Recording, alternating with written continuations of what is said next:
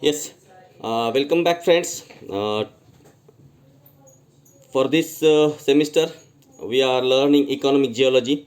In the previous lectures, we had discussed the various processes for the formation of mineral deposits. Amongst that, first magmatic concentration, second sublimation, then contact metasomatism, then hydrothermal processes, sedimentation processes, evaporation processes, then residual and mechanical concentration processes, then oxidation and supergene enrichment processes, and metamorphism processes. Uh, Today we will go for in detail of all those processes, how those processes take place in the nature actually.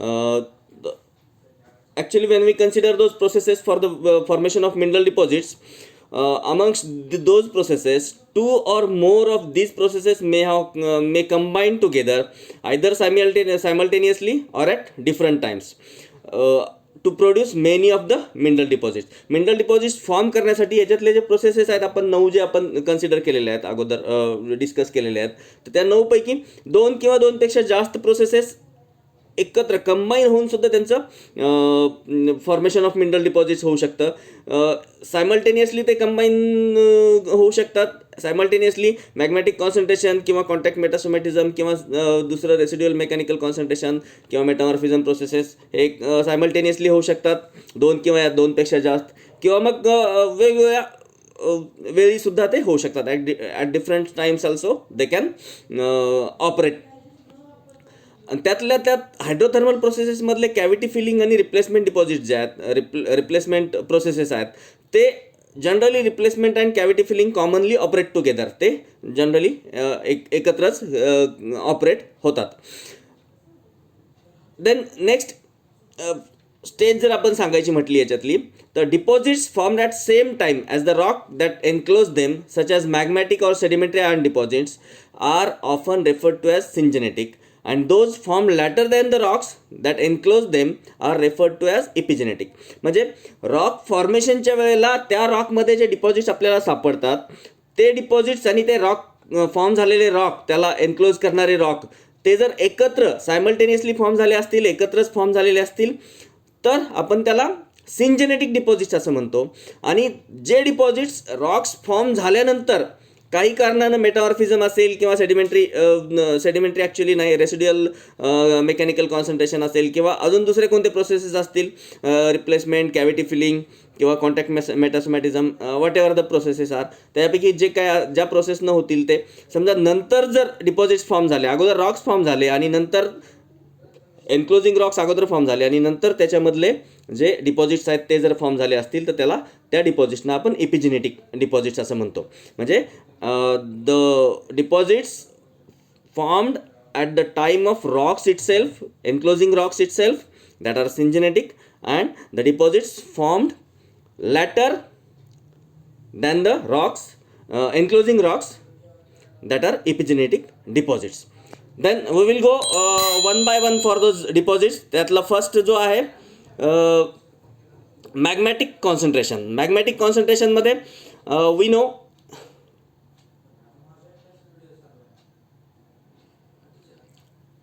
certain accessory or uncommon constituents of magmas may become concentrated into bodies of sufficient size and richness to constitute valuable mineral deposits. म्हणजे magma total त्याचं composition जे आहे आपण जे consider करतो तर त्या कंपोजिशनमधलं जे ॲसेसरी पर्टिक्युलरली आहे आणि अनकॉमन कॉन्स्टिट्युएंट्स त्यातले जे आहेत ते become concentrated in two bodies of sufficient side म्हणजे ते एका ठिकाणी कसं तरी कॉन्सन्ट्रेट होणार एकत्र येणार आणि ते कॉन्सन्ट्रेट झालेले एकत्र आलेले सफिशियंट साईजमधले कॉन्स्टिट्युएंट्स जे आहेत ते नंतर त्यांचं क्रिस्टलायझेशन होईल आणि क्रिस्टलायझेशन झाल्यानंतर that will form valuable mineral deposits.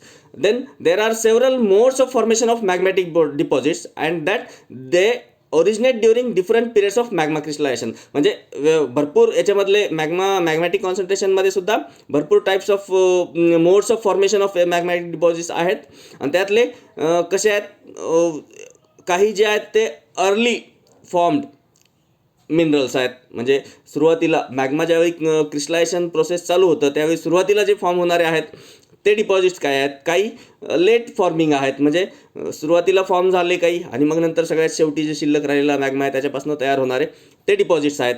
आणि in steel others they may remain as immiscible liquid, म्हणजे आपल्याला इमिसिबल लिक्विड्स आपल्याला माहिती आहे. जसं आपण तेल आणि पाणी एकत्र मिसळण्याचा प्रयत्न केला तर ते मिसळत नाहीत, तसं naturally there are many such liquids which are immiscible in each other, एकमेकांमध्ये इमिसिबल आहेत.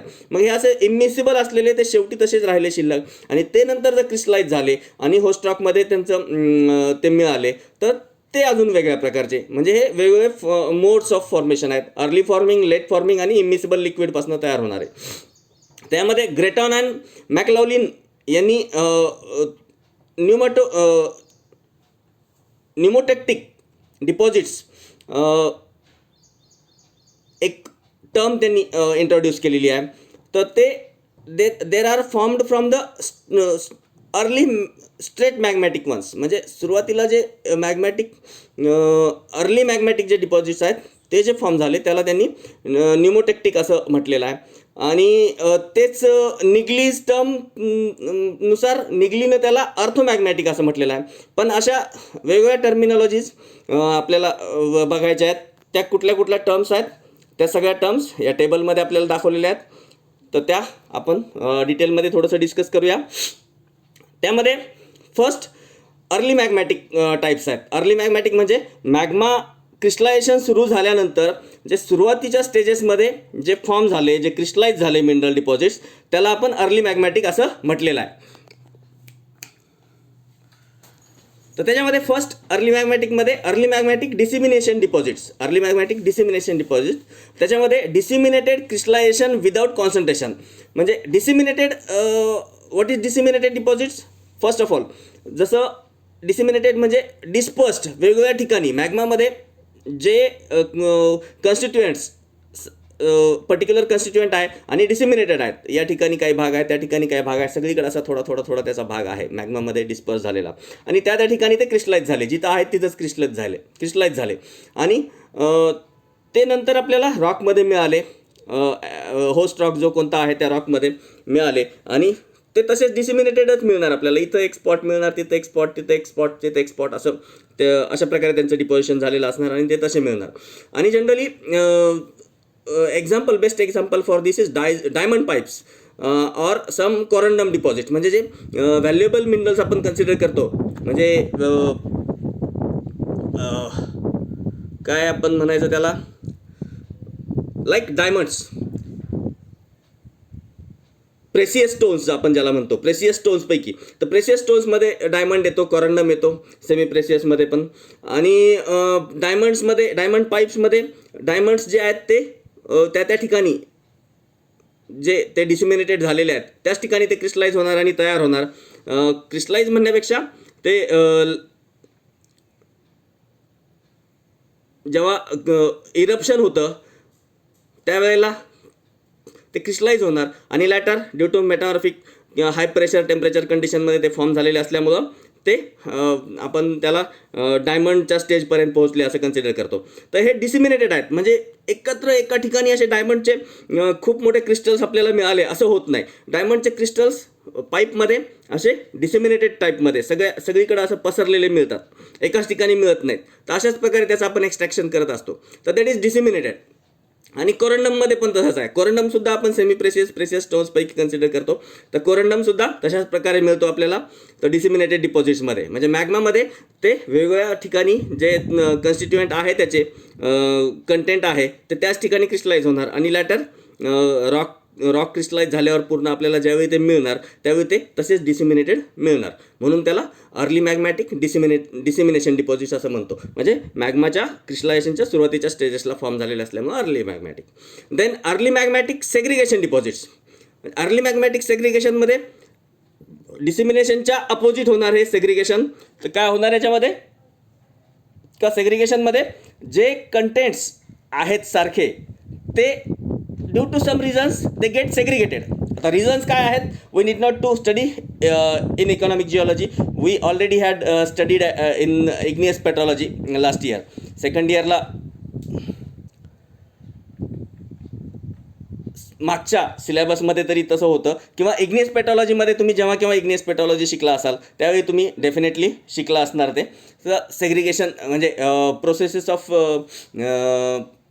क्रिस्टलायझेशन प्रोसेसेसमध्ये आपण ते शिकलेलो आहे. तर सेग्रिगेशनमध्ये due to some reasons they get segregated together, म्हणजे जे सारखा कंटेंट आहे तो एकत्र सेग्रिगेट होणार, आणि सेग्रिगेट झाल्यानंतर क्रिस्टलायझेशन डिफरन्शिएशन म्हणजे ते क्रिस्टलायझेशन होणार, म्हणजे क्रिस्टलायझेशन डिफरन्शिएशन होऊन ॲक्युमुलेशन होणार, सेग्रिगेशन होणार, आणि एकत्र आल्यावर ज्यावेळी क्रिस्टलायझेशन पूर्ण कंप्लीट होईल त्यावेळी त्या पर्टिक्युलर रॉकमध्ये आपल्याला ते डिपॉझिट्स मिळणार. That is early magmatic segregation deposits. म्हणजे मॅग्माच्या सुरुवातीच्या क्रिस्टलायझेशन स्टेजेसमध्ये जे क्रिस्टलायझेशन डिफरन्शिएशन झालं आणि नंतर ते ॲक्युमुलेशन झालं, ॲक्युमुलेशनमुळं ते एकत्र मिळाले, तर that is crystallization early magmatic segregation deposits. And the best example is Bushveld chromite. Bushveld complex everybody knows.